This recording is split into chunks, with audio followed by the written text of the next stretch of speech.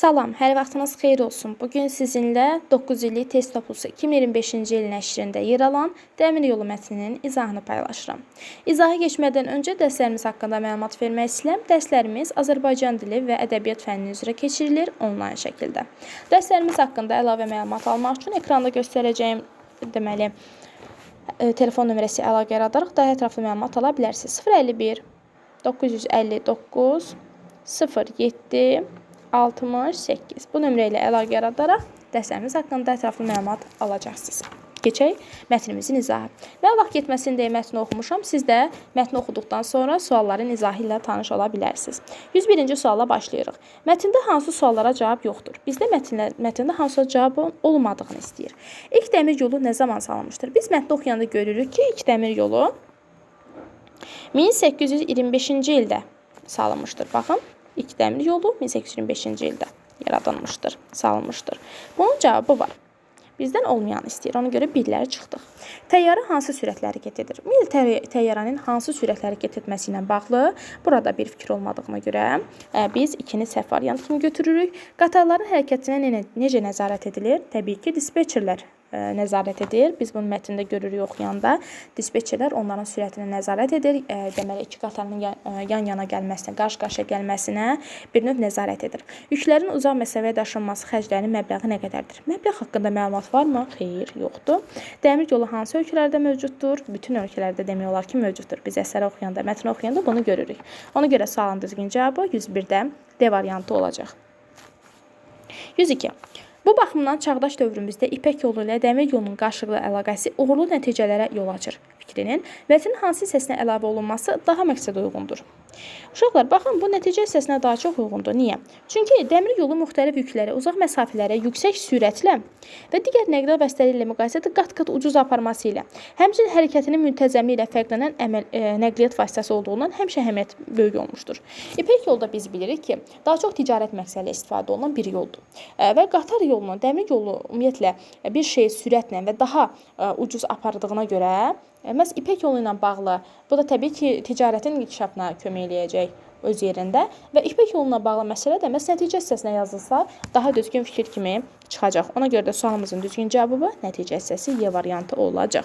103. Mətn əsasən hansı bənddəki fikirlər dəmir yolu nəqliyyatında son yenilik hesab oluna bilər? Son yenilikdən söhbət gedir.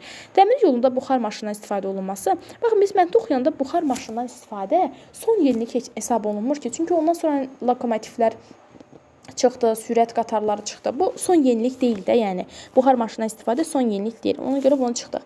Sərnişin daşıma işinin mövcud olması, xeyr, bu da son yenilik deyil. Yəni son yenilik kimi götürə bilmərik də. Var idi bu.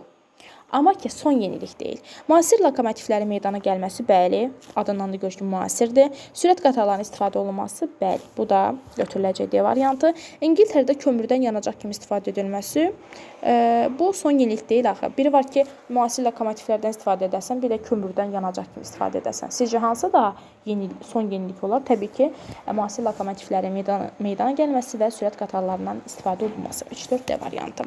104. Əvvəlində üçbucaq işarəsi qoyulmuş sözün mənasına uyğun ifadədir.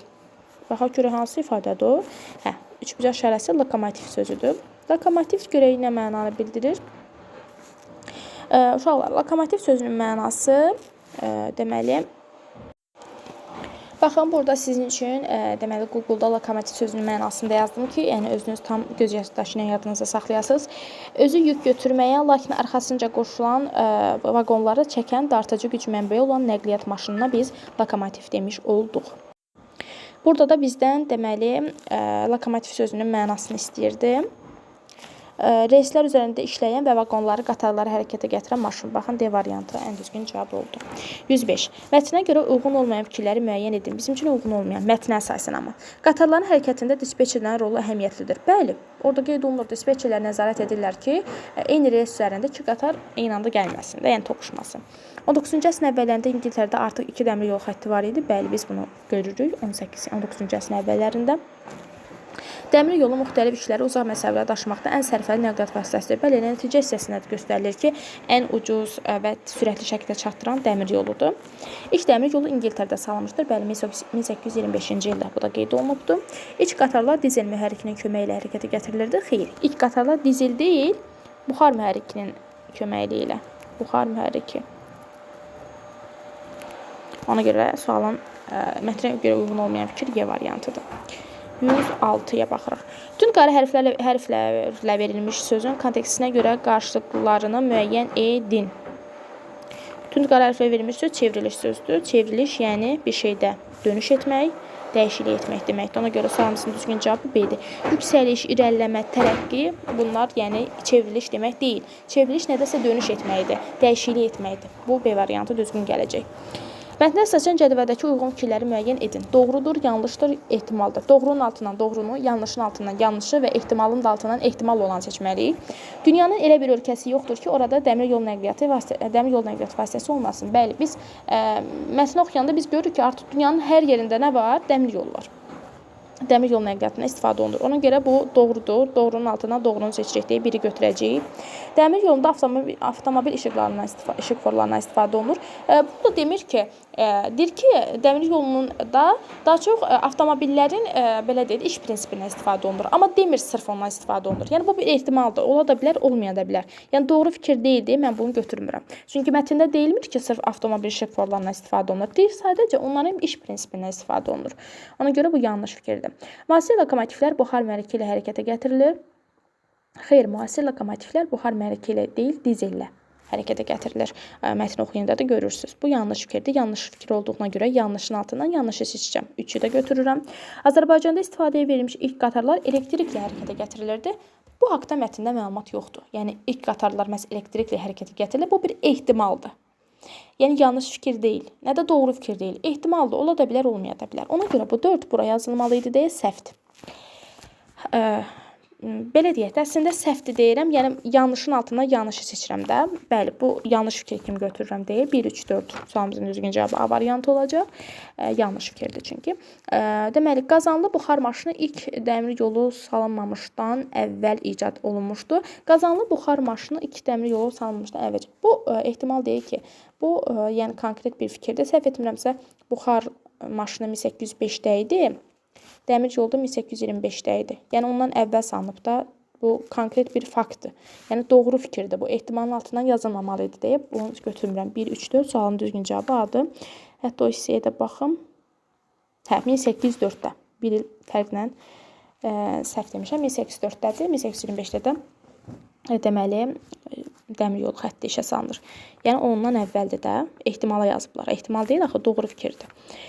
Deməli, 108.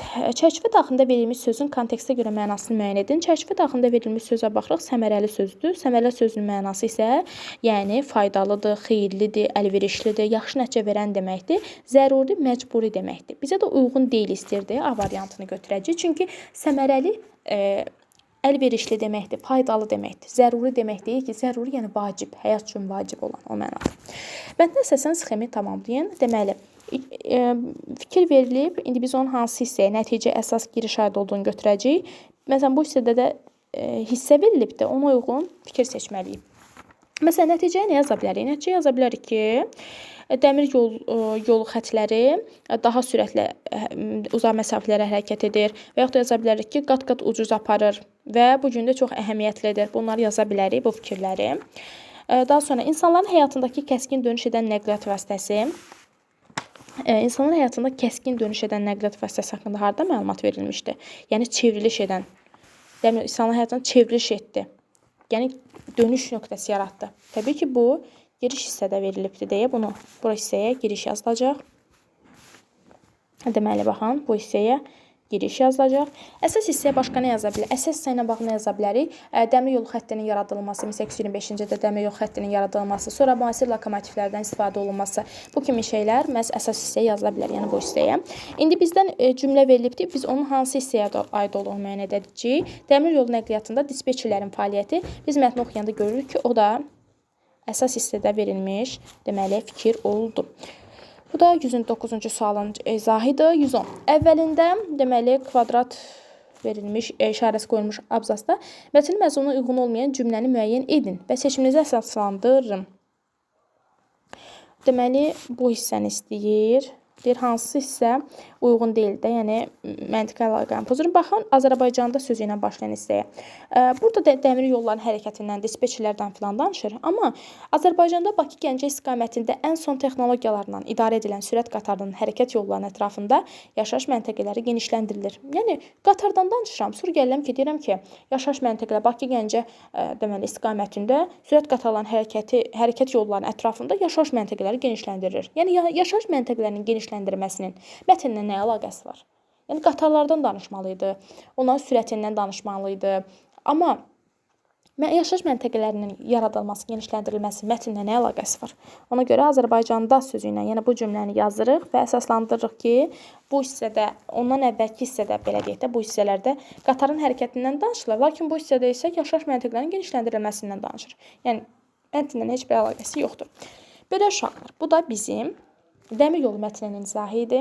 İnşallah ki, izahım aydın olmuşdur. Növbəti izahlarda görüşərik. Sağ olun, salamat qalın.